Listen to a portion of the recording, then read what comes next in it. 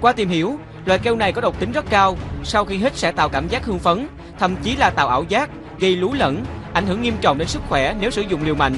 Một khi đã sử dụng thì rất khó bỏ vì nó có tính chất gây nghiện. Sau khi hít keo, những thanh niên kia có biểu hiện như thế này.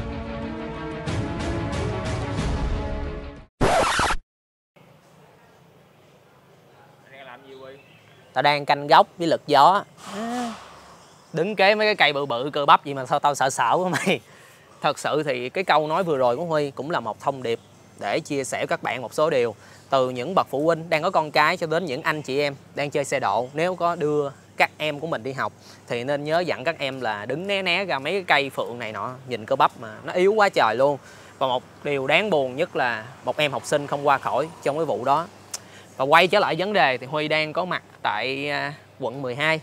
Và ngày hôm nay Huy tiếp tục công việc của Huy là review xe độ. Và Huy cũng cảm ơn anh Tuấn, chủ nhân của chiếc Excenter 150 độ này, để cho Huy cũng như Hai Bánh có cơ hội review nó. Và ngày hôm nay cái sự nổi bật nhất trên chiếc Edge này đó chính là mâm K7. Huy và các bạn sẽ cùng tìm hiểu chi tiết về nó. Nhưng trước khi bắt đầu video clip, các bạn đừng quên thao tác là like, subscribe và nhấn chuông để Huy và ekip Hai Bánh có thêm động lực để thực hiện những video khác. Bên cạnh đó còn một chia sẻ nhỏ nhỏ nữa đối với các bạn, đó chính là Huy sẽ để Facebook của Huy phía bên dưới phần mô tả. Nếu các bạn đang sở hữu những mẫu xe độ độc đẹp lạ, các bạn có thể liên hệ với Huy. Huy sẽ đến ngay với các bạn. Còn bây giờ thì bắt đầu video thôi.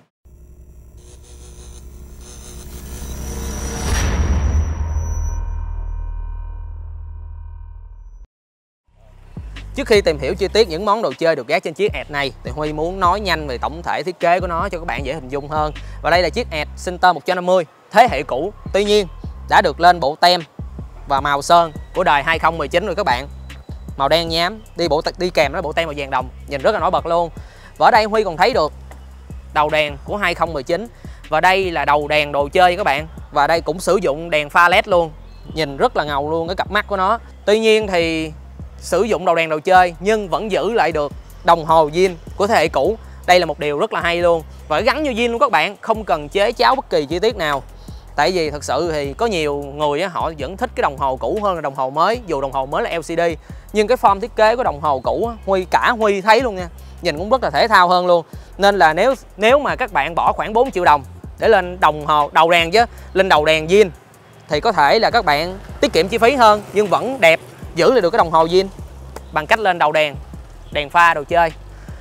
Và bên cạnh đó thì Huy còn thấy rằng bộ cùm thắng, cùm côn đã được thay thế hết rồi. Đối với cùm thắng thì một cùm Rambo RCS 19. Và phiên bản này thì có chống gãy nè, có núm tăng chỉnh khoảng cách theo kích thước của mỗi người. Và giá của nó là khoảng 5 triệu đồng. Theo cái giá mà Huy dự đoán thì khoảng 5 triệu đồng ở mức thời điểm hiện tại. Và phiên bản mới nhất của nó là cùm Rambo RCS Corsa Costa. Thì cái sự khác biệt cũng không có nhiều đâu các bạn. Đối với cùm Corsa Costa thì thiết kế của nó nhìn nó đẹp hơn và nó có 3 chế độ tăng chỉnh thôi. Là để đi thường nè, rồi thể thao nè, rồi khi mà di chuyển trong đường đua nè. Còn bên đây thì Huy thấy được một cái tay CGG GP và có chống gãy luôn các bạn, cũng có 6 nấc tăng chỉnh luôn và rất gọi là dễ dàng thao tác luôn đó. Theo cách mình chỉnh khoảng cách làm sao đó cho mình thấy êm ái nhất. Và anh là một người rất thích đi phượt, chính vì vậy anh đã trang bị một đèn LED chở sáng được gắn rất gọn luôn ngay vị trí này, qua một cái bát bắt vô nè. Đèn chở sáng L4X, 4 bóng LED các bạn, rất ngầu.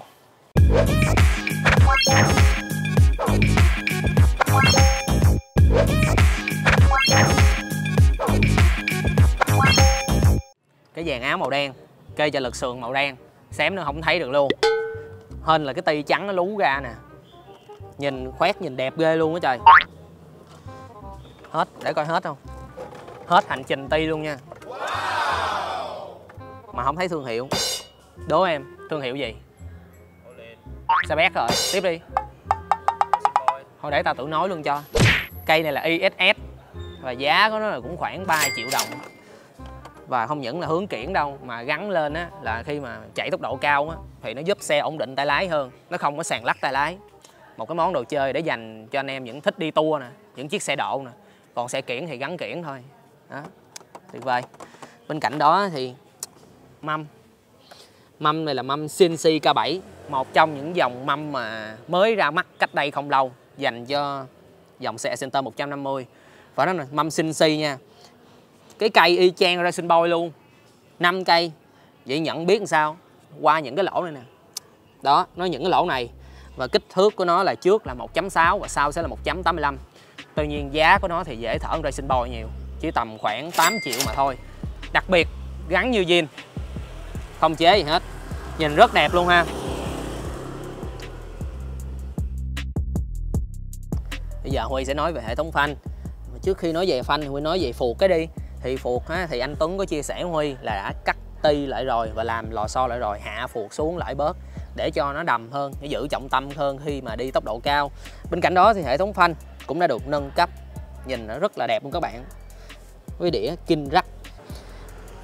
Đặc biệt con heo. Nếu như những chiếc xe độ trước Huy quay con heo Rambo Hybrid đối xứng logo lớn, màu vàng đồng cũng có, màu đen cũng có, đồ chơi cũng có, mà hay tháo xe của phân khối lớn cũng có. Nhưng con heo này đặc biệt, lần đầu tiên Huy làm luôn, đó chính là nó sơn màu vàng rồi các bạn, nhìn rất nổi bật luôn.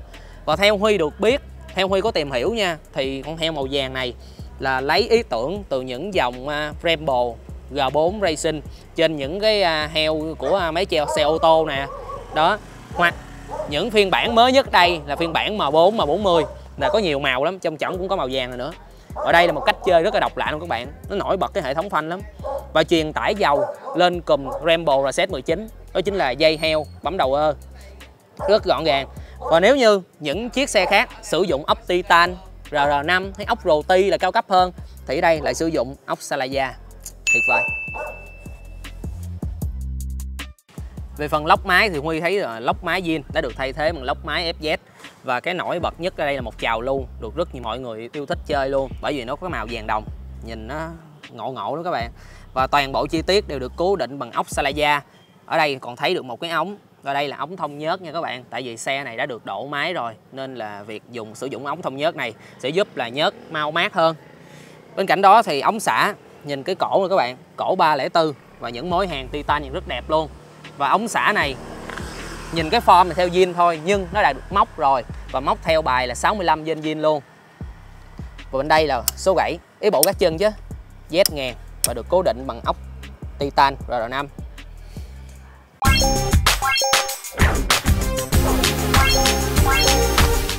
Nay đi quay ở mặc cái quần màu đỏ là tông xẹt tông luôn rồi. Đang có giày đỏ luôn nè, phải quần đỏ nữa, gấp đỏ, mâm đỏ nữa, tông xẹt tông luôn.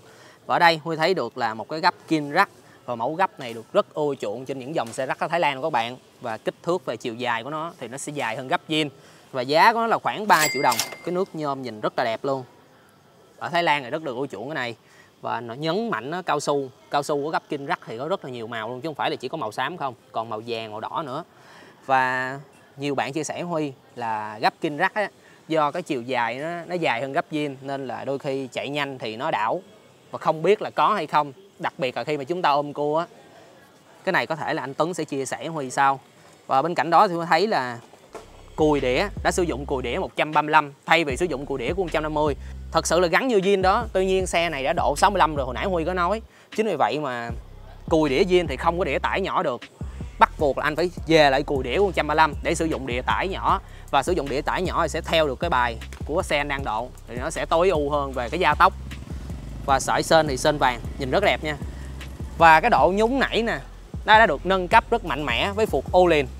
Và phuộc này có giá là khoảng hơn 10 triệu đồng. Các bạn có thể thấy một bình dầu rồi gắn ở đây, nó vừa gọi là hướng kiển mà nó vừa che lấp đi những cái vị trí mà khá thô, không cần thiết, không cần phải để cho người ta thấy được nữa các bạn.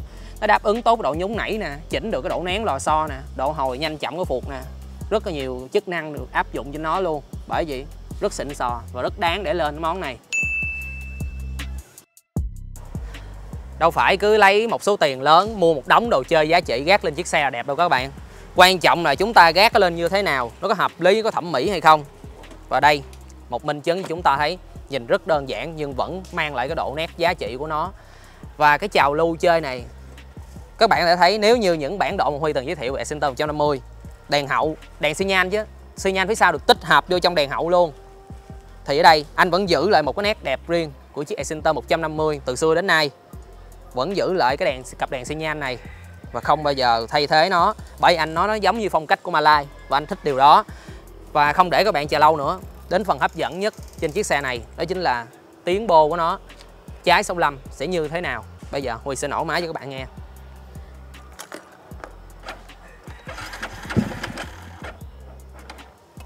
Two 2,000 years later.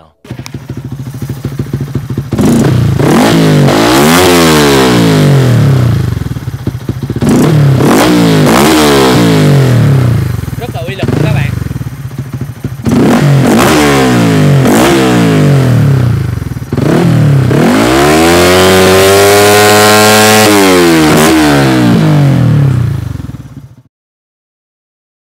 Màn test tiếng bô vừa rồi cũng đã khép lại buổi review về chiếc xe độ 150 ngày hôm nay.